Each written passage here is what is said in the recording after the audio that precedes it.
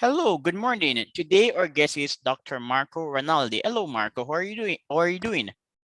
I'm fine. Thank you very much, Litton. How are you doing? I'm great, Marco. So, Marco, we're going to be talking about income inequality. Marco, is income inequality increasing or decreasing? Is it rising or declining? People often assume that it is increasing, but based on what I've been reading, it could be declining in some places. So, what's the truth?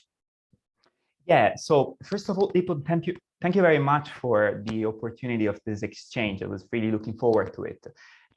So in terms of income inequality, of course, this is a very hot topic, and there's been published a lot of papers discussing the dynamics and trends of income inequality in both the developing and in the developed world.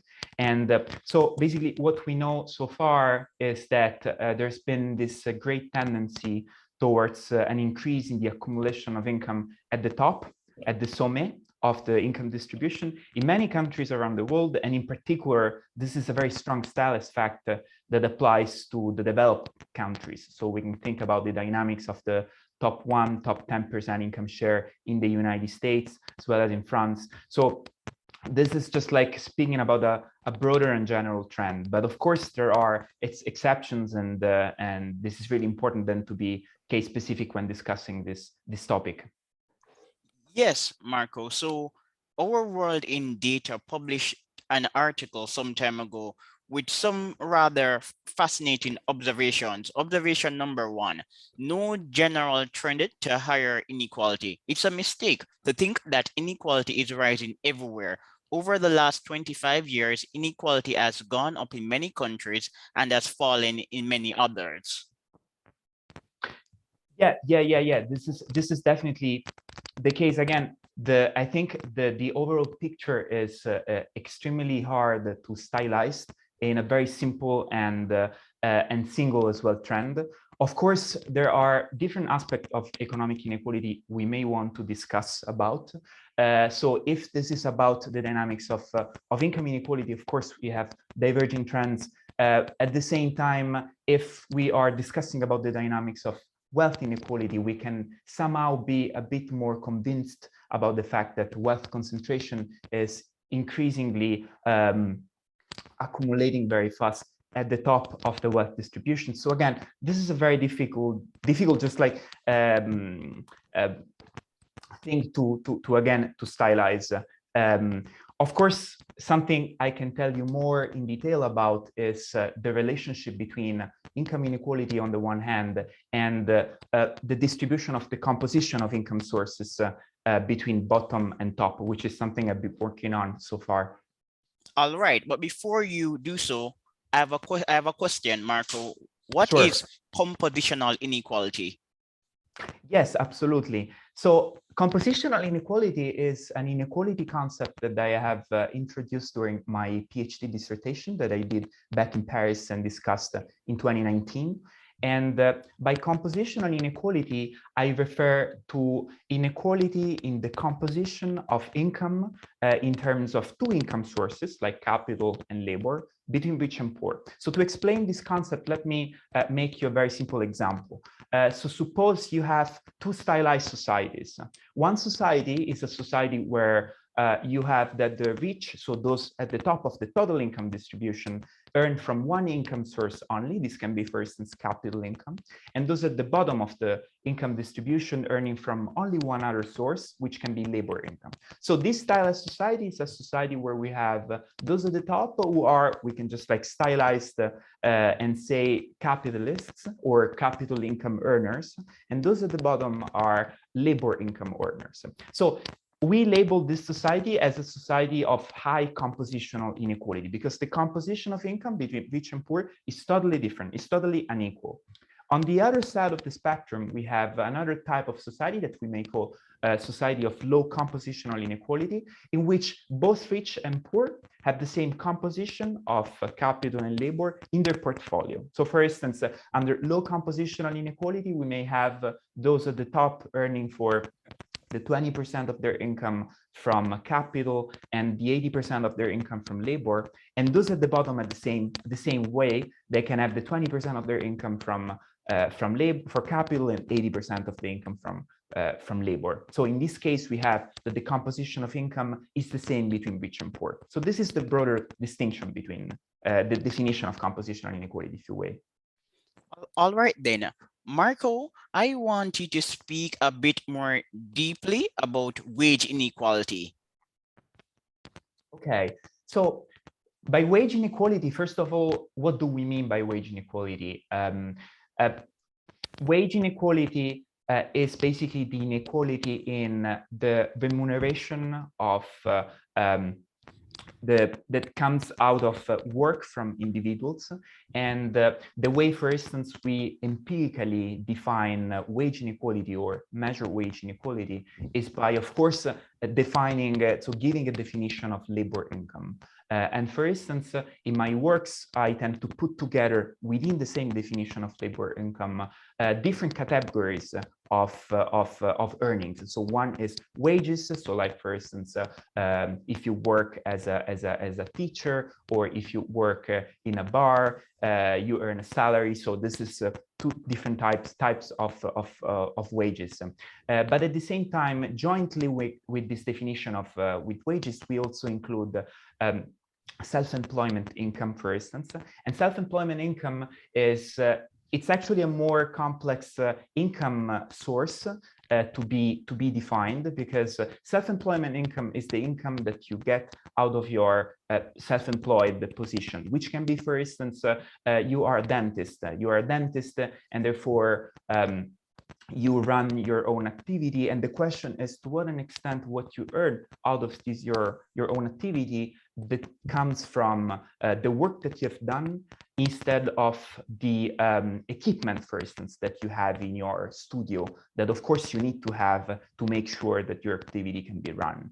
And therefore, this is just like open a box of how can we distinguish the capital and labor component of self-employment income, but something that can be done. And for instance, this is something that we also do, is just to consider this source of income as labor, so another form of wage income. And a third component of labor income that we can consider is that of pensions. If pensions are considered as deferred labor income, then of course we can consider pension as a form of, as a salary that you earn after that you retire. But even in this case, the situation is a bit more complex, and we can perhaps better discuss this in detail. Exactly. I think we should. I want to talk about superstar firms. So Harvard Business Review recently published a piece on superstar firms, and there's an argument that inequality is being driven by superstar firms and the salaries being paid to their employees. To what extent is this true? Yeah, this is so that's a very interesting question, because I think one important conceptual problem that we have when we are about to disentangle, to decompose your income into the component related to labor and the component related to capitals is that, again, there are many exceptions. And if we stick, for instance, on a superstar firm, so something that at least, of course, is important to emphasize is that how do we consider, so even without discussing the income of the employees, but just let us focus, for instance, of the income of the CEOs, which are a specific type of employee if we want.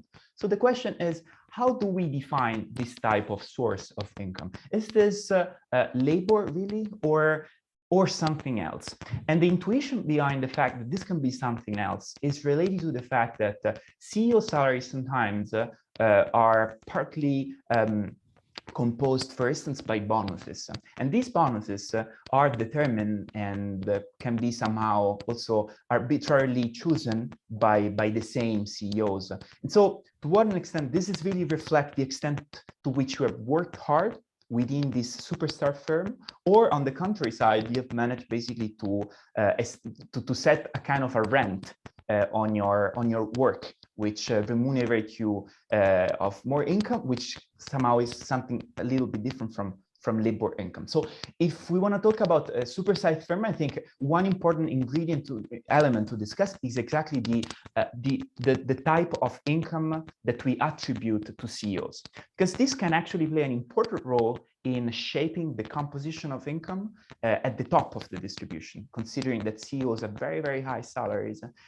income in general. And of course, the decision of allocating this income to labor instead of capital will make an important change into the composition of income at the very top. Marco, I have been surveying the data, and in one of my articles, I penned a piece on wages in America. Again, it is frequently stated that wages are declining, but the evidence is more complicated. What should we believe? Yeah, it's a very good question. So I'm not really an expert of, so I can't give you a precise answer on this respect. So in terms of the dynamics of waging across time, especially in the United States. But yeah, so I don't know how to precisely answer to this question so far, to say something meaningful actually. Okay, then not a problem. I just brought it up because when we talk about inequality, some often say poor people are losing money and wages are declining. But based on what I've been reading, the issue is a bit more complicated. Yes, definitely. Of course, I think a very interesting, let's say, stylized way to look at the dynamics of labor income inequality is, or at least a way to capture its dynamics, is to look at how different growth rates in terms of salaries, so how different labor income growth rate varies between rich and poor along the distribution. And this is somehow a tool that has been used a lot in global inequality studies, in which over a specified period of time, say from 2000 to 2016, we want to know how much the income has grown for the bottom and the top of the distribution. And of course, why am I bringing this to the attention of your question is because these emphasize the importance of looking at the differential growth rate across the distribution, in the sense that when we look at a single statistic like the dynamics of the average income, for instance, average wage income in the United States across time, we may miss an important part of the story, which is told and described by this differential growth rate between rich and poor. Exactly my point. So in America, it is frequently stated that the middle class is shrinking. Well, obviously, the middle class is shrinking because people are getting richer. On one, So, yes. And yes, also it's... You may go ahead. Yeah, thank you. No, I was just like thinking, of course, also another methodological point here to bring on the table is that we may have a look at the dynamics of, say, average income in a given country like the United States across time, see whether it rises or not. Then we can adopt other summary statistics like the level of wage income inequality within the population. But of course, even this statistics is has some limits, which is that it is a relative measure. So for instance, we may see an increase in inequality because there's been an important increase in the income of the top of the distribution, like CEO salaries can explain, by maintaining the same standard of the global middle class. Again, but this is something that is hidden behind what this descriptive statistics is. So I'm really in favor of your interpretation of looking at how differential labor income growth rate vary between rich and poor. And external factors can also drive income inequality, like immigration. Yes, absolutely. I totally agree. And in a way, this is a subject that, I mean, at least at the global scale, it is not studied that much. So how migration dynamics may impact, for instance, inequality between and within countries. So for instance, we don't have precise information about that, but we only have, for few countries, specific state studies that tell us what happens in this case. And of course, it all depends. So this is a very interesting question. The answer to this depends on several factors and the way we analyze the overall dynamics. So for instance, suppose you have let's focus the attention on one single country, and we assume that at some point in this country there is an inflow of migration. So new migrants basically go to this destination country. And then the question is, where will they position themselves in income term within the national income distribution? And one thing that, of course, that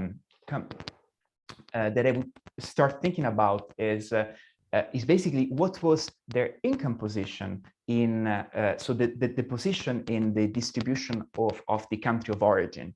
Because of course, the position of the distribution in the country of origin may tell you a great deal of the reason why this migrant is moving from one country to another. And in this respect, just like looking at global dynamics, I think there's this very interesting graph that basically shows how the position of one country's national income distribution relates to the position of that country in the global income distribution. So to give you an example, if I remember correctly, there are some African countries like I think Nigeria, although I may be wrong, but the stylized fact is fairly similar for many African countries, which is that the poorest individual in many African countries tend to be the poorest individual across the globe. However, the richest individual in many African countries tend to be part of the global middle class. So they basically are not even at the top of the global income distribution.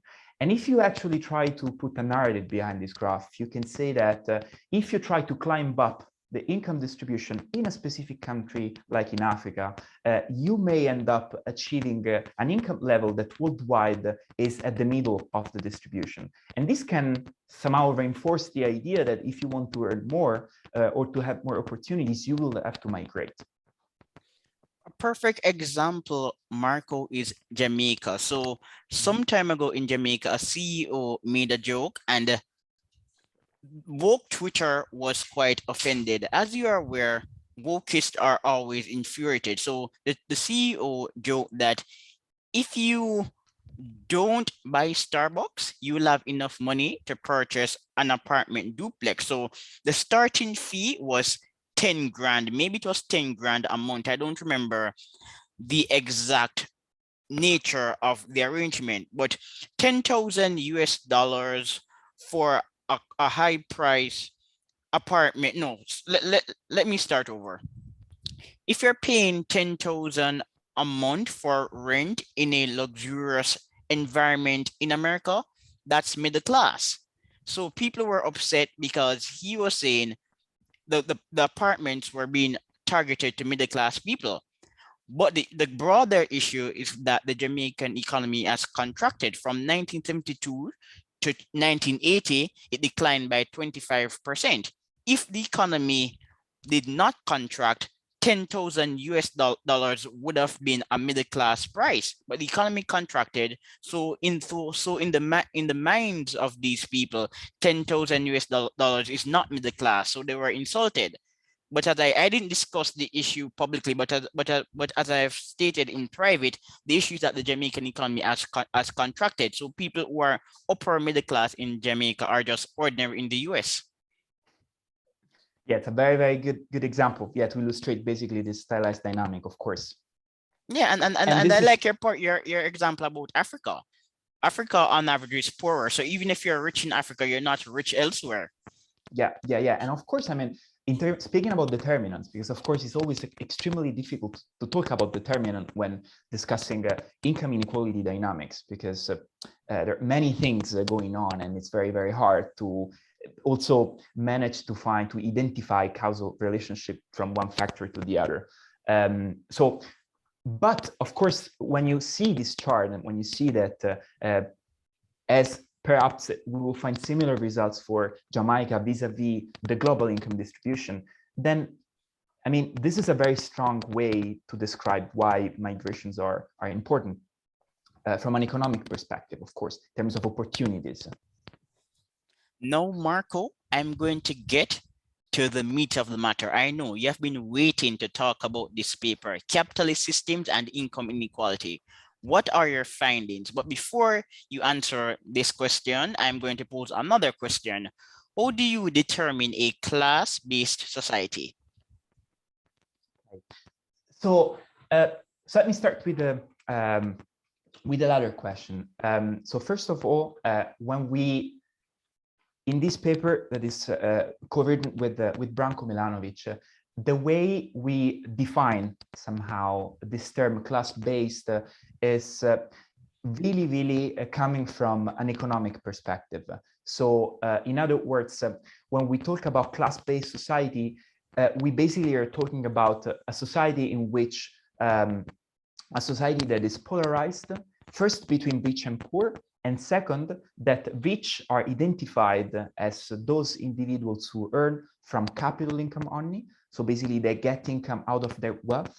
And on the contrary side, those at the bottom of the distribution, so the poorest, earn income from labor. So this is somehow a way to define socioeconomic classes, indeed from an economic point of view, that comes back to the works of earlier authors and classical authors like of course, we can talk about Ricardo and Marx, but even more recently, and if we think about the 20th century authors, this is the way Caldor and also Pasinetti modeled macroeconomic dynamics. So basically considering in a way, the dichotomy between different socioeconomic groups with different economic interests. So of course, if you are a capitalist and you earn from capital, you may be unwilling to see an increase in the capital income tax. On the contrary side, if you're a worker, laborer, you are uninterested in an increase in the labor income tax. So these are just two important signals and proxies for different interests these two groups may have vis-a-vis public choice and public policies. So again, this is a definition that comes from an economic perspective. And of course, this is very different from the way socioeconomic classes are defined by sociologists, for instance, that mainly look at occupations.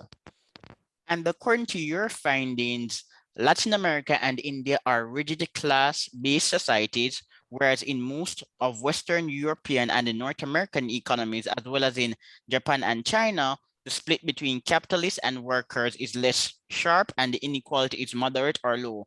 Nordic countries are class-based, yet fairly equal.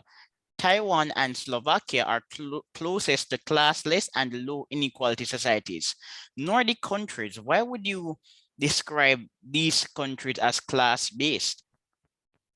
Yeah, that's an interesting point. And of course, in the work we've done, we haven't been exhaustive. So this is important to say when we discussed about, in a way, the nature of the various clusters. So it was mainly a descriptive work. However, what we can say is that, as you rightly pointed out, there's this cluster which is that of Nordic countries like Norway, Sweden, Finland, which in a way was surprising to us. Why it was surprising? It was surprising because prior of doing this work, this exercise, we would have expected to find a positive association between high income inequality and class-based society. So we were expecting to find that class-based society were also society characterized by high level of income inequality that we discussed at the beginning of the talk, and that low sort of classless societies would have lower level of income inequality. And to a certain extent, this is also what we find, but with an exception again. And this exception is that of Nordic countries that combine very low level of income inequality and extremely high level of compositional inequality, which proxies once again class-based society. So why is this the case? So if we further analyze this cluster, first of all, we see that this happens because, coming back to your point of labor income inequality, that labor income inequality, so earnings inequality in many Nordic countries, it's very low. So, and this is also an historical feature of many Nordic countries. And we may think that where basically the role of unions has been extremely important in putting a cap on high earnings, which has somehow reduced the spread of the distribution for labor income. And this is actually an important factor to explain the overall level of income inequality of the country, because even from a methodological point of view, given the fact that labor incomes are quite important in the economy, if inequality in labor incomes is relatively low, then the overall level of inequality in the economy is going to be relatively low. because it's going to be extremely highly influenced by the level of inequality coming from laborers. On the contrary side, as for capital, what we saw is that capital income inequality is extremely high in these countries, and this is something not new. We actually know that these Scandinavian countries have an exceptionally high level of wealth concentration at the top. And again, one of the reasons can be found on the fact that while in terms of reaching a consensus between capital and labor historically, which has led basically to putting a cap on the distribution of earnings, this has also produced, in a way, a less strong account of the extent to which inequality in capital income and inequality in returns were important. And also because perhaps there was this belief that capital income and high reward would have been then reinvested, and this would have been something positive for the economy overall. But I mean, this is something that is yet to be verified in a way. And so basically, when you put together these two ingredients, so a very low inequality in labor income and an extremely high inequality in capital income, then if you filter these two information and look at these two information through the lens of compositional inequality, this gives you a very high level of compositional inequality. So capital at the top, labor at the bottom. What's interesting, I think, in our work is that by the means of this new method, this new inequality concept, and this new indicator that we adopt to measure compositional inequality, we can tell you the extent to which this is problematic. And as you rightly said, introducing the main finding, when we look at the level of compositional inequality in Latin American countries, this is very similar to that we find for Nordic countries. So this comparison was made possible thanks to many incredible data sources that we have at our disposal nowadays to study these topics, and also this new indicator that can compare different countries at the same time. The response, Ranaldi, is that in Nordic countries, the tax system can punish saving. So middle-class people, because of taxation and the power of the welfare state, they are less likely to save. Rich people obviously have more money on average. So even if they are less likely to save, they still save more than people who are not affluent. And this is one explanation for the higher levels of wealth inequality in Nordic countries. But back to our earlier point, when we talk about Nordic countries, we often describe them as egalitarian, but you are saying that they are class-based societies. So why are they class-based? What is driving the class issue? Yeah, again, so first of all, this is a very good point about the role of taxation. So the role that taxation is playing in shaping this inequality dimension, that of compositional inequality, which again proxies the extent to which a society can be considered as class-based or not. There's a recent paper that has been actually recently published by Roberto Iacono and Elisa Palaggi that study the issue of compositional inequality in Nordic countries more in depth.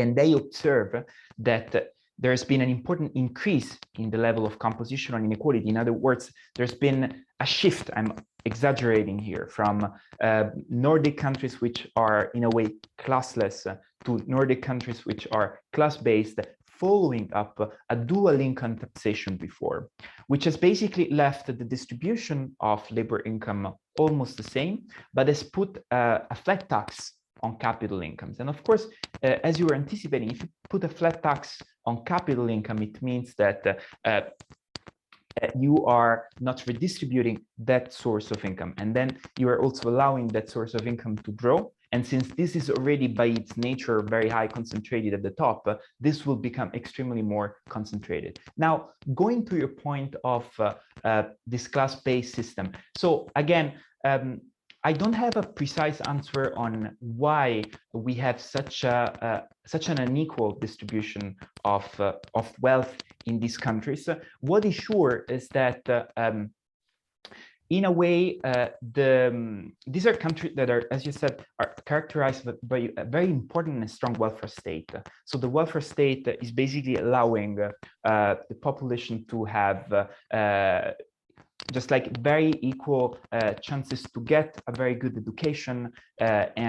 So there's a very important welfare state in this respect. And this welfare state, in a way, can also be extended to the fact that the role of unions and is extremely important in regulating this part of the income distribution. And perhaps the important presence of this important welfare state is somehow hiding something that is happening in terms of capital and wealth distribution, which is way more unregulated. So this is perhaps one interpretation of the finding, although this is something that needs to be explored more. I totally agree. Exactly, Ranaldi. I think that you and Branko should do a second paper on the topic. Presumably, it appears that the welfare system in Scandinavian societies, it is creating a different class structure, and this class structure could be privileging unions, government workers, and people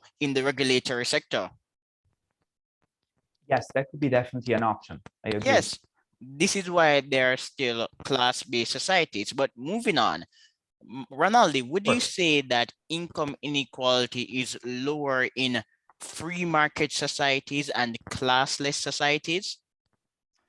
So this is something that we somehow find. So I think this is quite an important finding of our work, which is basically stating that we have a lot of examples of countries for which the composition of income is relatively equal, so that we have that both rich and poor earn simultaneously some labor and capital income.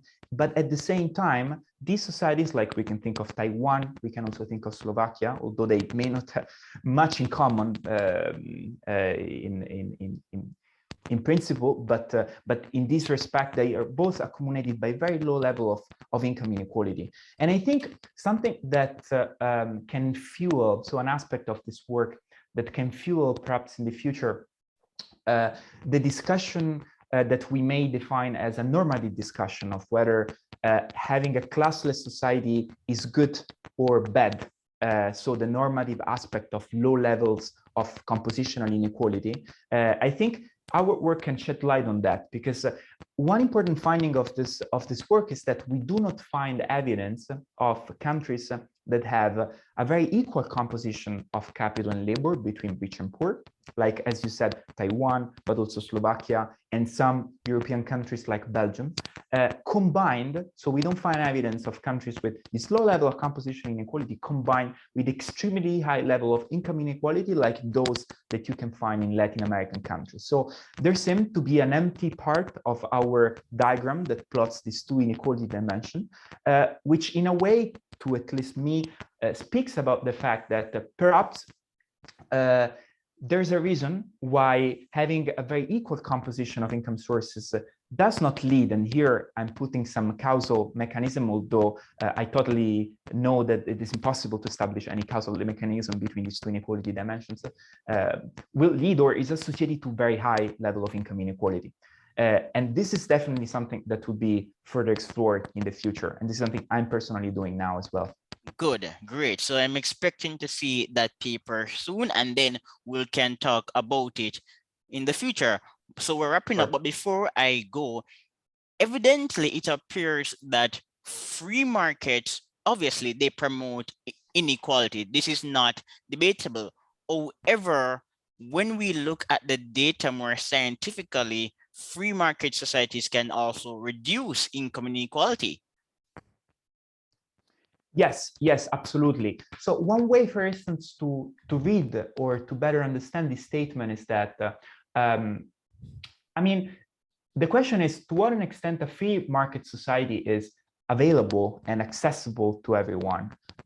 Because of course, if by free market society, you're speaking about a society where everyone can contribute by working, but also by owning a share of the pie, a share of the wealth of the society overall. So if everyone has some sort of course, work that generates for them some new income, but also some sort of wealth that can help them generate some capital income. This is, of course, a society that can somehow conduce, perhaps, to a lower level of income inequality in the future, or at least prevent the fact that an increase in the capital accumulation in the country, so like an increase in the share of capital over GDP, will enrich only those at the top of the distribution. So if you think, if everyone has some sort of capital income, and if you see an increase in the capitalization process of the economy, which in a way goes hand in hand with having or not a free market economy. So if you see an increase in the capitalization process, this will not harm the income distribution too much if this capital income is fairly distributed between rich and poor. So I think this is something to think more and to think more also in vision of potentially looking for policy solutions that can make the distribution of ownership a bit more fair. All right. So, Marco, I really enjoy the discussion, but unfortunately, I have to wrap up. So, bye, and we will speak again. All Thank you right. very much. Thank you so much, Lipton.